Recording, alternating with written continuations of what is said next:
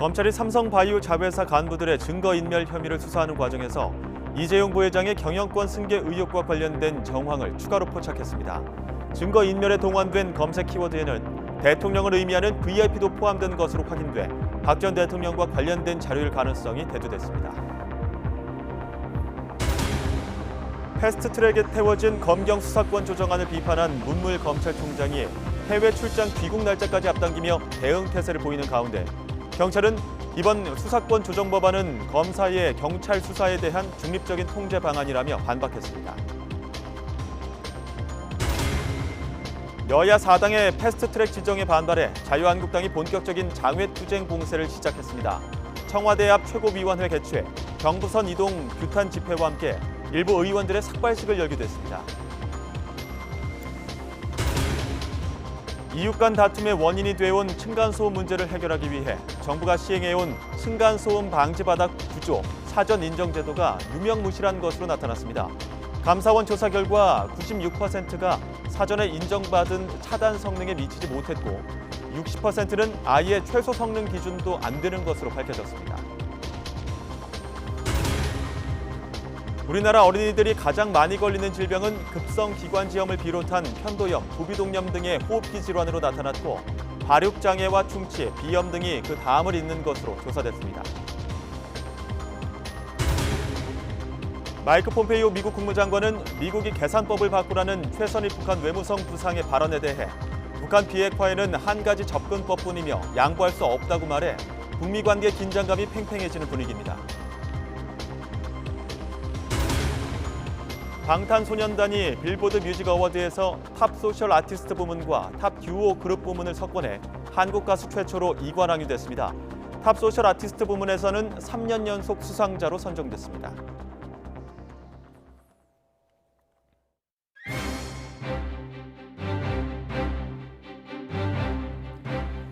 검찰이 최근 삼성바이오 자회사 간부들을 증거인멸 혐의로 수사하는 과정에서 이재용 부회장의 경영권 승계 의혹과 관련된 정황을 추가로 확보했습니다.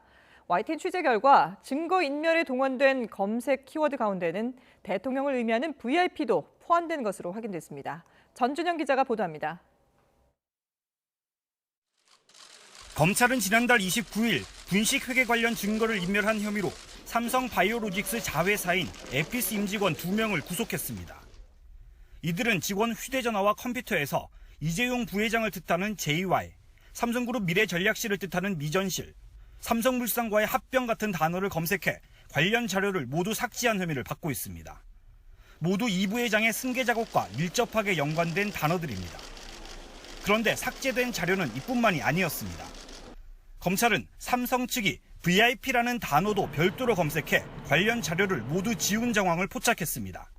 VIP는 통상 대통령을 지칭할 때 사용되는 단어인데 검찰은 당시 박근혜 전 대통령을 의미하는 것으로 보고 있습니다. 실제로 삼성 내부에서 이건희 회장은 A 또는 회장님으로 지칭하는 것으로 알려져 있고 삼성 측이 증거인멸을 위해 이재용 부회장 관련 자료를 검색할 때는 JY 또는 부회장이라는 단어가 사용됐습니다. 때문에 검찰은 삼성의 VIP라는 검색어로 과거 이 부회장이 박 전 대통령에게 청탁할 현안 등을 정리한 자료를 지우려 한 것으로 의심하고 있습니다. 실제 특검의 국정농단 사건 수사 과정에서 이 부회장이 박 전 대통령과 수차례 독대한 사실이 확인됐고 청탁이 오간 정황도 드러났습니다. 검찰은 삼성그룹 미래전략실의 후신인 삼성전자 TF 임원이 삼성바이오 자회사 사무실까지 찾아와 증거인멸 과정을 지휘한 점에 주목하고 있습니다. 삼성그룹 전체에 걸쳐 비슷한 작업이 이루어졌을 가능성이 큰 것으로 보고 계열사들을 상대로 수사를 확대하고 있습니다. 삼성 이재용 부회장이 박 전 대통령에게 경영권 승계 관련 청탁을 했는지 여부는 확정 판결을 기다리고 있는 국정농단 재판에서도 핵심 쟁점입니다. 앞서 2심 재판부는 두 사람의 독대 과정에서 이 부회장의 부정한 청탁은 없었다고 판단했습니다. YTN 전준영입니다. 중학생 의붓 딸을 살해하고 유기한 사건은 새아빠와 친엄마가 함께 저지른 것으로 드러났습니다. 친엄마는 남편의 범행을 모두 알고 있었다고 자백하면서 남편의 해코지가 두려워 막을 수 없었다고 말했습니다. 박경석 기자입니다. 검은 옷을 입은 39살 유모 씨가 경찰서 유치장을 빠져나와 법원으로 향합니다. 의붓 아버지가 자신의 친딸을 살해하는 데 가담한 혐의로 구속영장이 신청됐기 때문입니다. 유 씨는 취재진의 질문에도 묵묵부답이었습니다. 그 혐의 인정하셨는데 딸 왜 살해하신 겁니까? 미안하지 않으십니까? 유 씨의 혐의는 살인과 사체 유기 방조. 어제까지만 해도 자신은 친딸을 죽이지 않았고 남편인 김 씨가 혼자 벌인 짓이라며 잡아댔습니다. 하지만 밤늦게 심경 변화를 일으켰고 조사를 자청한 것으로 알려졌습니다. 새벽 2시 반까지 3시간 동안 이어진 진술에서 남편 김 씨가 벌인 범행을 다 알고 있었고 동행했다고 털어놨습니다. 범행을 왜 막지 않았느냐는 질문엔 남편이 해코지할 게 두려워서 범행하는 대로 놔뒀다고 둘러댔습니다. 조사 과정에서는 끝내 딸에게 미안한 감정도 드러낸 것으로 알려졌습니다. 경찰은 의붓 아버지와 친엄마의 진술이 서로 다른 부분을 확인하고 보강 수사를 벌인 뒤 늦어도 다음 주 초에는 사건을 검찰에 넘길 계획입니다. YTN 박경석입니다. 이번 사건에 대해 국가인권위원회가 경찰의 대처가 미흡했는지 조사에 나섭니다. 인권위는 오늘 경찰의 피해자 보호를 소홀히 하는 등의 인권 침해가 있었는지 직권 조사하기로 했다고 밝혔습니다. 피해자 12살 A양은 지난달 9일 경찰에 새아빠의 성추행 사실을 신고했지만 관할 문제 등으로 수사가 지연되는 사이 지난달 27일 새아빠와 친엄마에게 살해당했습니다. 인권위는 유족들이 늑장 수사로 죽음을 막지 못했다고 항의하고 있고 경찰의 대응 방식이 미흡했다고 볼 만한 근거가 있어 조사에 나서기로 했다고 설명했습니다. 검경 수사권 조정안을 공개 비판한 문무일 검찰총장이 남은 해외 순방 일정을 취소하고 조기 귀국하기로 했습니다. 그동안 목소리를 낮췄던 검찰 내부에서도 불만이 터져나오고 있습니다. 조성호 기자의 보도입니다. 해외 순방 중인 문무일 검찰총장이 귀국 일정을 앞당겼습니다. 오는 9일까지 예정된 출장이었지만 닷새 일찍 귀국하기로 했습니다. 검찰 수장이 패스트트랙으로 지정된 수사권 조정안을 정면 비판한 것을 놓고 정치권 등에서 민감한 반응이 잇따르자 후속 대책을 논의하려는 것으로 보입니다. 그동안 숨죽이던 검찰 내부 반발 목소리도 쏟아졌습니다. 대검 연구관인 차호동 검사는 내부망에 올린 글에서 검찰과 경찰의 본질적 기능과 수사 실무에 대한 고민이 부족한 수사권 조정안이라고 비판했습니다. 또 다른 검사도 정보 수집 기능을 가진 경찰이 검사 지휘 없이 수사하게 되면 그야말로 막강한 권한을 행사하게 될 것이라고 우려했습니다. 문 총장도 수사권 조정에 앞서 자치경찰제 전면 도입을 비롯한 경찰 권력 분산이 이뤄져야 한다고 강조해왔습니다. 자치경찰제하고 같이 운영되면 지금 저희가 수사권 조정 이야기를 굳이 할 필요 없을 정도로 자연히 해결된다고 생각합니다. 이건 왜냐하면 법률적으로뿐만 아니고 실무적으로 자연스럽게 해결됩니다. 하지만 이 같은 검찰 의견을 무시한 채 형사사법제도가 바뀔 수 있다는 위기감이 커지면서 내부 불만이 폭발하는 것으로 보입니다. 문무일 총장의 임기는 이제 2달여 남아 있습니다. 정부 여당의 수사권 조정 방향을 놓고 각을 세운 문 총장이 귀국길에 어떤 입장을 밝힐지 주목됩니다. YTN 조성호입니다. 신속 처리 안건으로 지정된 검경 수사권 조정안이 민주주의 원리에 반한다는 문무일 검찰총장의 비판에 경찰이 정면으로 반박하고 나섰습니다. 경찰청 수사구조개혁단은 오늘 설명 자료를 통해 이번 수사권 조정안은 경찰 수사에 대한 검찰의 중립적이고 객관적인 통제 방안을 강화한 법안이라고 주장했습니다. 그러면서 검찰은 경찰에 대해 보완 수사를 요구할 수 있고 특히 사건을 송치하지 않는 경우엔 경찰에 재수사를 요청할 수 있는 권한도 갖고 있다고 설명했습니다. 또 검사는 영장 청구권을 통해 언제든 경찰의 수사에 개입할 수 있는 만큼 경찰 수사권이 비대화된다는 주장도 사실과 다르다고 반박했습니다. 자유한국당이 여야 4당의 패스트트랙 지정 강행에 반발해 전국을 순회하는 장외투쟁을 시작했습니다. 정당 해산을 촉구하는 청와대 국민청원에 대해 한국당은 북한 배후설까지 주장하고 나섰습니다. 국회 연결합니다. 김영수 기자. 네, 국회입니다. 네, 한국당 오늘부터 본격적으로 장외투쟁에 돌입했죠. 네, 그렇습니다. 자유한국당은 오늘 서울을 시작으로 대전, 대구, 부산까지 돌며 본격적으로 여론전을 시작했습니다. 황교안 대표는 문재인 정권이 민생을 내팽개치고 좌파 독재에만 몰두하고 있다며 강도 높게 비판했습니다. 이 정권은 국민의 삶을 돌볼 생각은 하지 않고 오로지 좌파 독재 수명 연장 국리만 하고 있습니다. 여러분, 지금 그럴 때입니까? 한국당 의원들은 패스트트랙을 강행한 여당에 항의하는 집단 삭발식까지 감행했습니다. 한국당 나경원 원내대표는 민주당의 사과와 재발 방지 약속 없이는 대화가 어렵다면서 고발 취하도 촉구했습니다. 이에 대해 민주당 핵심 관계자는 YTN과의 통화에서 고발 취하는 일고의 가치도 없다고 일축했고, 홍영표 원내대표도 제1야당이 책임을 회피한다고 비판했습니다. 추경안 심사와 노동관계법 등 시급한 민생 경제 법안이 너무나 많습니다. 더 이상 국민의 뜻을 외면하지 말 것을 간곡히 호소합니다. 네, 170만 명에 육박한 한국당 해산청원에 대해 이번에는 북한 배후설까지 제기했는데 어떤 내용입니까? 네, 자유한국당 정용기 정책위 의장은 YTN 라디오에 출연해서 북한의 진영을 받는 세력이 기획하고 진행되는 것 같다고 주장했습니다.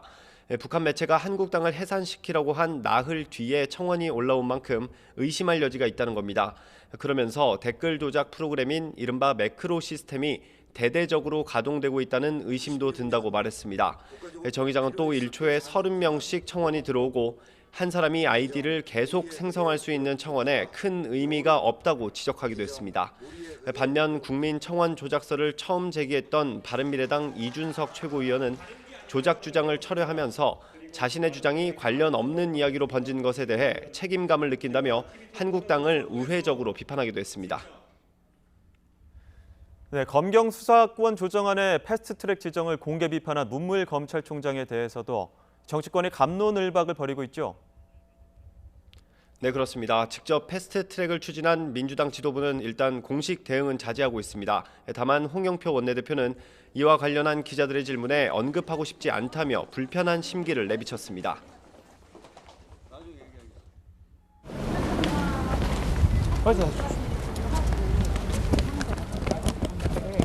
어떻게 보시나요?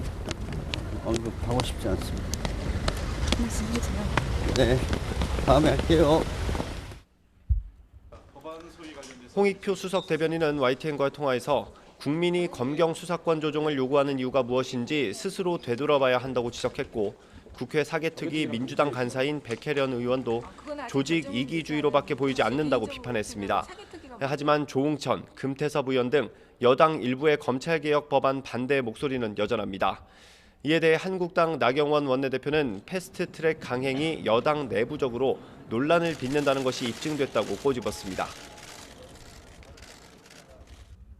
여당의 패스트트랙 강행 처리가 얼마나 내부적으로 논란이 많은 것인지를 입증한다고 생각합니다. 문재인 대통령께서는 일말의 부끄러움을 느껴야 합니다. 반면 정의당 이정미 대표는 문 검찰총장의 공개 반발에 대해 개념 없는 언행이라면서 기득권을 포기하지 못하는 검찰 권력의 현실을 그대로 보여준다고 비판했습니다. 지금까지 국회에서 전해드렸습니다. 네, 문재인 대통령이 사회 원로들을 청와대로 초청해 오찬을 함께하며 다양한 의견을 청취했습니다. 사회 원로들은 패스트트랙 전국 경색을 해소하기 위해 문 대통령이 직접 나서야 한다고 건의했는데요. 취재기자 연결해 알아보겠습니다. 신호 기자. 네, 청와대입니다. 네, 문재인 대통령이 사회 원로들과의 간담회에서 정치권의 대립과 갈등 상황에 대한 우려를 밝혔죠. 네, 오늘 간담회에서 문 대통령은 이 정파에 따라서 정치권의 대립이나 갈등이 격렬하고 또 그에 따라서 지지하는 국민들 사이에서도 갈수록 적대감이 높아지고 있는 현상이 가장 걱정스럽고 또 힘들다고 밝히면서 발언을 시작했습니다. 이 대통령이 좀 더 협치 노력을 해야 하지 않느냐는 그런 얘기도 많이 듣는다면서 당연히 협치를 위해서 더 노력을 하겠다고 말했습니다. 문 대통령은 여야정 국정상설협의체가 제대로 운영되지 않고 있는 부분에 대해 강한 아쉬움을 표현했습니다. 정치 상황에 따라 표류하지 않도록 아예 분기별로 개최하는 것까지 지난해 다 합의했는데 한 걸음 더 나가지 못했다고 지적했습니다. 이미 지난 3월에 열렸어야 하는데 벌써 2달째 열리지 못하고 있는 상황이라고 밝혔습니다. 이 적폐 수사에 대해서도 언급했는데요. 이제 적폐 수사 그만하고 좀 통합으로 나가야 하지 않겠냐 그런 말들도 하는데 이 살아 움직이는 수사에 대해 현 정부는 통제할 수도 없고 또 통제해서도 안 된다는 생각이라고 분명히 밝혔습니다. 또 국정농단이나 사법농단이 사실이라면 아주 심각한 반헌법적인 것이기 때문에 타협하기도 어렵다고 선을 그었습니다. 문 대통령은 그렇기 때문에 빨리 진상을 규명하고 청산이 이루어진 다음 그 성찰 위에서 얼마든지 협치하고 타협도 할 수 있는데 이 국정농단이나 사법농단 자체를 바라보는 기본적인 입장이 달라서 어려움이 많다고 말했습니다.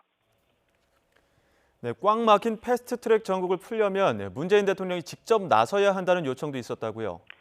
네, 그렇습니다. 정치권의 심각한 갈등을 풀기 위한 노력과 함께 이 취임 2주년을 지나는 만큼 국정 운영에서 성과를 내달라는 원로들의 목소리가 많았습니다. 윤여준 전 환경부 장관은 6개월 뒤면 반환점이고 이제 성과를 내야 할 때인데 야당이 극한 저항을 하면 대통령이 포부를 펴기 힘들다면서 이 대통령이 전국을 직접 풀려는 노력을 해야 하고 또 대통령이 나서지 않으면 문제를 풀기도 어렵다고 조언했습니다. 여당인 민주당도 아직도 야당처럼 보이고 있다면서 융통성을 보여야 한다고 지적했습니다. 김명자 전 환경부 장관은 이 모든 이슈에서 진보와 보수로 갈라지면 문제를 해결하기 어렵다면서 국민 통합을 강조했고요. 김우식 전 청와대 비서실장은 인재 등용에서 탕평과 통합을 강조하고 경제 문제에서 성과를 보여서 국민 불안을 해소해야 한다고 말했습니다. 송욱은 포항공대 석좌 교수는 정권이 반환점을 도는 지금 정책 기조의 전환이 필요하다면서 소득주도 성장을 고용주도 성장으로 바꾸는 등의 변화를 제안했습니다. 이 문 대통령은 이야기를 쭉 듣고 마무리 발언에서 과거의 진보와 보수라는 낡은 프레임이 통하지 않는 세상이고 상식과 실용에 따라서 판단하고 이 4차 산업혁명에 대응해야 한다면서 이런 부분에서는 성과를 거두고 있다고 평가했습니다. 지금까지 청와대에서 YTN 신호입니다. 저혈당 쇼크를 호소하며 입원한 문희상 국회의장이 심혈관 시술을 받고 퇴원했습니다. 국회의장실은 문 의장이 서울대병원에서 퇴원해 의장 공관으로 복귀했고 다음 주까지 요양하며 회복에 집중할 예정이라고 밝혔습니다. 이어 4박 5일의 중국 공식 방문 일정을 시작으로 업무에 복귀할 방침이라고 설명했습니다.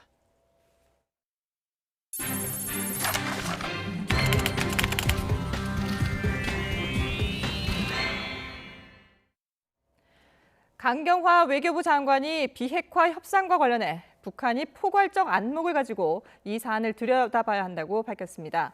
북한의 입장 변화를 강조한 것으로 보이는데요. 강 장관은 또 북미 대화 재개를 위해 대북 특사를 포함해 여러 방안을 고민하고 있다고 설명했습니다.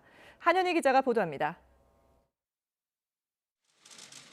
강경화 외교부 장관은 다소 소강 상태에 있다는 말로 하노이 결렬 이후 지지부진한 비핵화 협상 상황을 설명했습니다.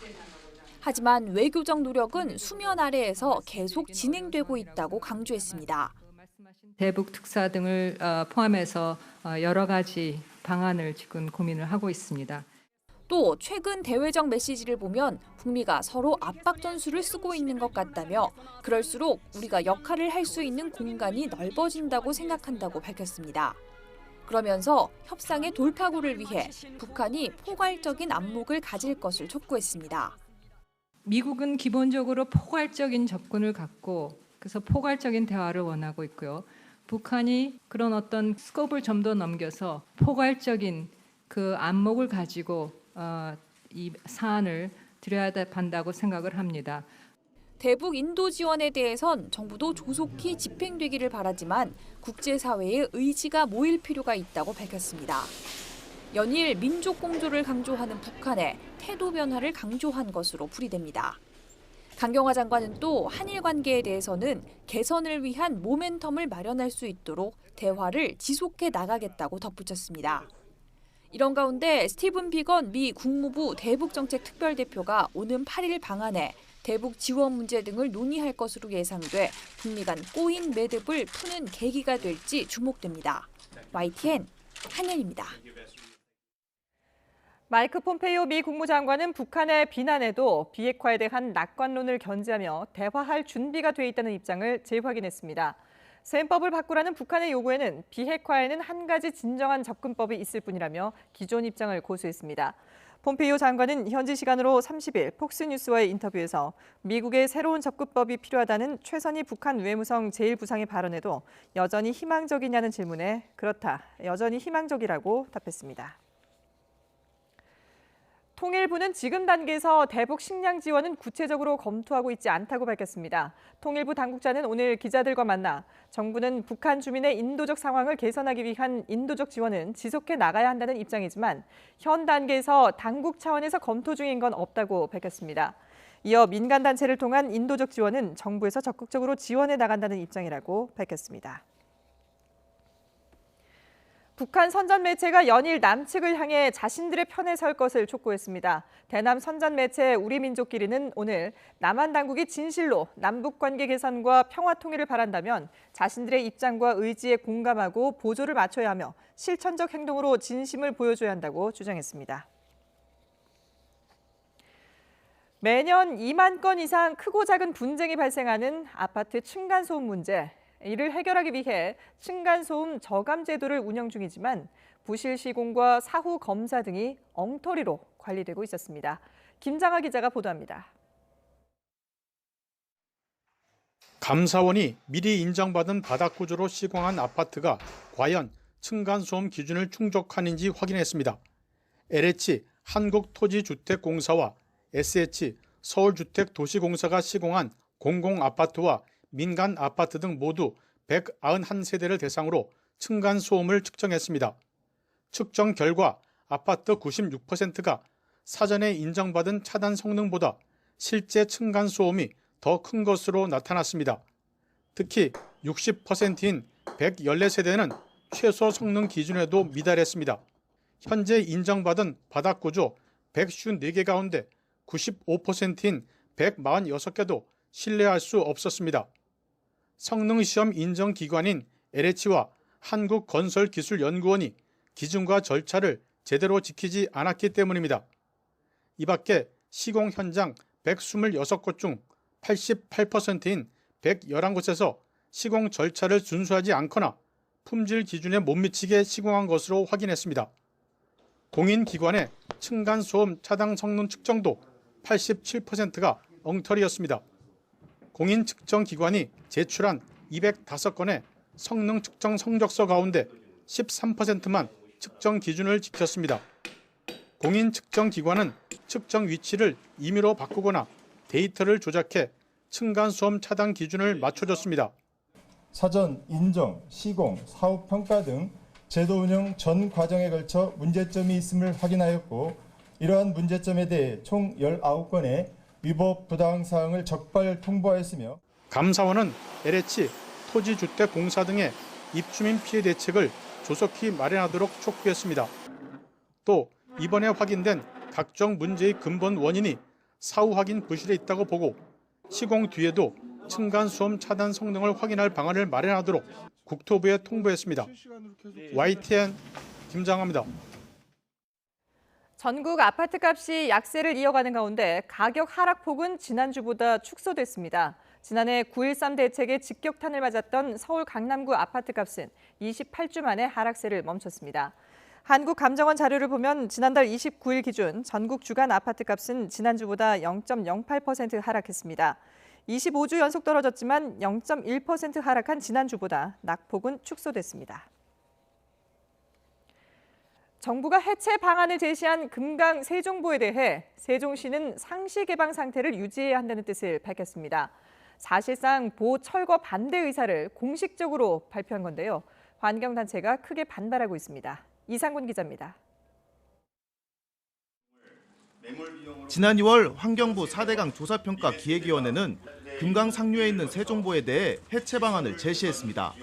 보의 구조물 해체 시 비용보다 수질 생태 개선, 유지관리 비용의 절감 등 편익이 매우 크므로 보를 해체하는 것이 합리적인 처리 방안임을 제시합니다. 하지만 세종보 철거를 두고 여론은 찬반으로 팽팽히 갈렸습니다. 이런 가운데 새 정보를 상시 개방 상태로 당분간 유지해야 한다는 세종시의 공식 입장이 나왔습니다. 주민설명회 등을 통한 의견 수렴 결과 시간을 두고 신중히 검토할 필요가 있다고 판단했습니다. 최소한 2, 3년 정도는 좀 더 모니터링해서 그 결과를 지켜보고 그 다음에 결정하더라도 뭐 늦을 게 없다 이렇게 생각을 합니다. 다양한 대안을 비교 검토해 찬반 갈등을 봉합하고 도시 유지 관리에 필요한 용수 확보 방안 등도 먼저 마련돼야 한다고 강조했습니다. 세종시는 보호 상시 개방만으로도 더는 수질 악화 문제가 발생하지 않는다며 급하게 보호 해체를 결정할 필요가 없다고 설명했습니다. 환경단체는 사실상 보 철거를 반대한 것이라며 즉각 반발했습니다. 상시 개방에도 보 구조물 때문에 여전히 강물이 막힌 곳이 많고 이미 환경적으로나 경제적으로 충분히 검토된 만큼 추가 모니터링이 필요 없다는 입장입니다. 하천 바다 구조물들로 인해서 여전히 그 상류의 퇴적을 가져와서 수질을 악화시키고 수 생태계를 악화시킵니다. 그리고 홍수 위험을 더 증대시키기 때문에 보는 마땅히 해체돼야 되고 빨리 해체돼야 된다고 봅니다. 세종시는 이번에 정리된 입장을 환경부에 제출할 계획이며 세종보 철거 여부는 오는 7월 국가물관리위원회에서 결정됩니다. YTN 이상곤입니다. 지난해 어린이들이 가장 많이 앓은 질환은 급성기관지염이었던 것으로 나타났습니다. 건강보험심사평가원이 발표한 어린이가 많이 앓는 질병 자료를 보면 지난해 외래 진료가 가장 많았던 건 급성기관지염이었고 치아 발육 장애, 충치, 비염이 뒤를 이었습니다. 취약 여부에 따라 살펴보면 취약 전 어린이는 상대적으로 면역력이 약해 중이염과 수족구병 등 감염 질환이 많았고 초등학생의 경우 저학년은 시력 이상, 고학년은 근골격계 부상이 많았습니다. 개인정보를 도용해 웹하드 사이트에 음란물 110만 건을 올려 돈을 챙긴 일당이 경찰에 붙잡혔습니다. 경기 북부경찰청 사이버 성폭력 수사팀은 음란물 유포 등의 혐의로 45살 서모 씨 등 3명을 구속하고 8명을 불구속 기소 의견으로 검찰에 넘겼다고 밝혔습니다. 동네 선후배 사이인 서 씨 등은 지난해 7월부터 9개월간 타인의 개인정보를 도용해 만든 계정으로 국내 24개 웹하드 사이트에 음란물 110만 건을 올려 모두 4,500만 원을 받은 혐의를 받고 있습니다.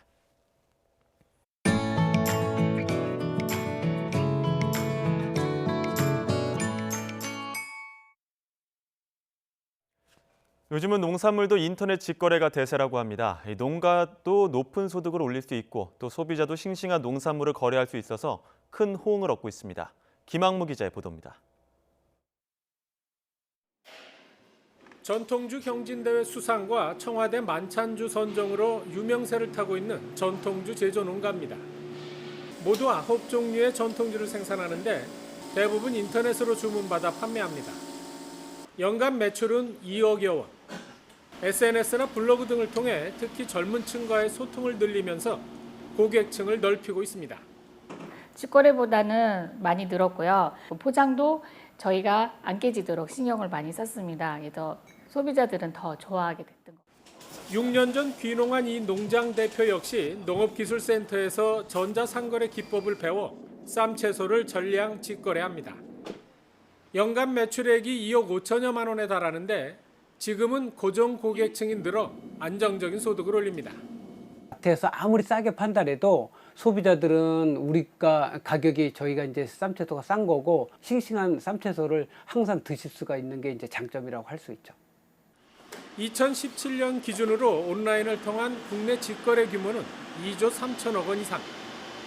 농산물의 경우 소비자는 마트보다 10 내지 20% 저렴하게 살 수 있고 농민은 유통업체에 판매하는 것보다 최대 40% 소득을 더 올릴 수 있어 급증하는 추세입니다. 이비즈니스 역량 강화 교육 프로그램이라든지 강소농에서 경영 마케팅 역량 교육 프로그램을 확대해서 농가의 소득을 높일 수 있도록 적극 지원하겠습니다. 품질 불량이나 배달상의 문제가 종종 있긴 하지만 생산자와 소비자에 다 좋은 인터넷 직거래가 점점 대세로 자리 잡고 있습니다. YTN 김학무입니다. 농촌진흥청은 최근 산불 피해를 본 강릉과 동해, 고성 등 강원도 5개 시군을 대상으로 2차 영농 지원을 실시했습니다. 이번 영농 지원에는 전국 농촌진흥기관 농업기계 안전전문관 등 180여 명이 참여했고 농기계가 불에 타 농사에 어려움을 겪는 농가의 모내기와 논밭 정비, 밭두둑 만들기, 비닐 덮기 등을 지원했습니다.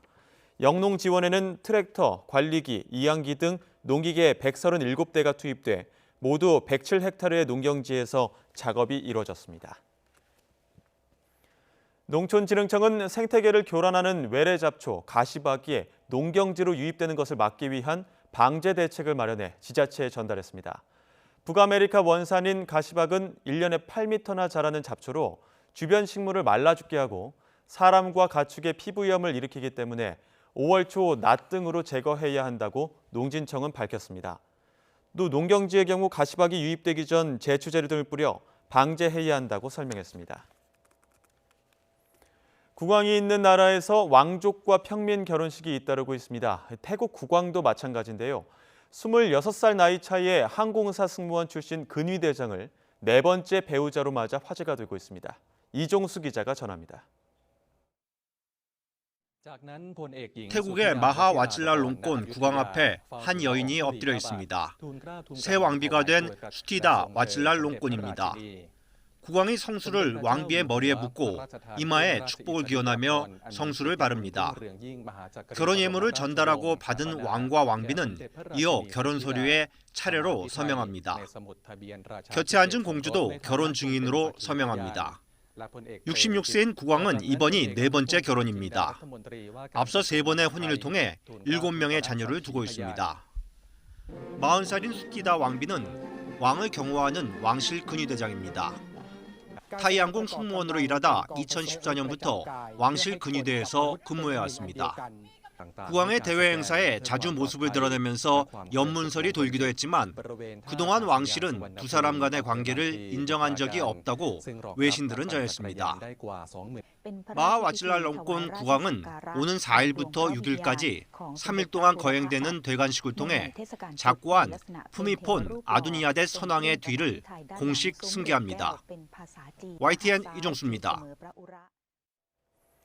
중국의 인구가 앞으로 4년 뒤부터는 줄어들 것이라는 전망이 나왔습니다. 홍콩의 사우스 차이나 모닝포스트 신문은 중국의 인구가 4년 뒤인 오는 2023년에 14억 1천만 명으로 정점을 찍은 뒤 감소할 것이라고 인구와 데이터 전문가들을 인용해 보도했습니다. 사우스 차이나 모닝포스트는 이 같은 전망이 당초 중국 정부가 예상했던 인구 감소 시작 시점 2028년보다 5년이나 앞당겨진 것이라고 설명했습니다. 미 항공우주국 나사가 화성 탐사선 인사이트-호가 찍은 화성의 일출과 일몰 사진을 공개했습니다. 인사이트-호는 지난 24일과 25일 화성 시간으로 오전 5시 30분과 오후 6시 30분에 각각 화성 적도 인근 엘리시움 평원 지평선에 걸린 태양을 로봇팔에 장착된 카메라로 촬영했습니다. 화성은 태양과의 거리가 지구보다 멀기 때문에 태양의 크기가 지구에서 보는 것의 3분의 2 크기로 보입니다.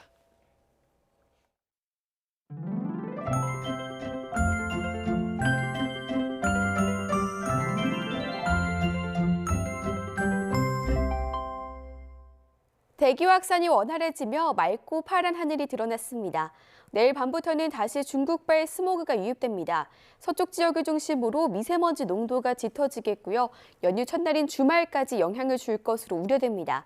외출 시에는 미세먼지 상황 확인하시고 마스크 꼭 챙기시기 바랍니다. 내일도 일찍 찾아온 초여름 더위에 옷차림 한결 가볍게 하셔도 좋겠습니다.